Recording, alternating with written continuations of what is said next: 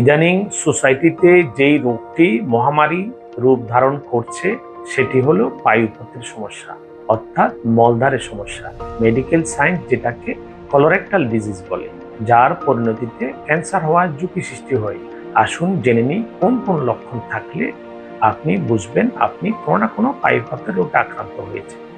মলত্যাগ করাকালীন মলদ্বার দিয়ে রক্ত যাওয়া, মলদ্বার ফুলে যাওয়া, মলদ্বারে ব্যথা অনুভব হওয়া, মাঝে মাঝে চুলকানি অনুভব হওয়া এবং ভিজা ভিজা অনুভূতি হওয়া।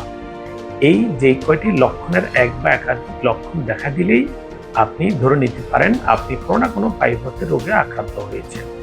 সুতরাং ভয় না পেয়ে, লজ্জা না করে আমাদের সাথে যোগাযোগ করুন। আমরা বিগত 15 বছর ধরে চট্টগ্রাম শহরে বিনা অপারেশনে শুধুমাত্র হোমিওপ্যাথিক ওষুধের মাধ্যমে পায়ুপথের যে কোনো জটিল সমস্যার সমাধান দিয়ে আসছি।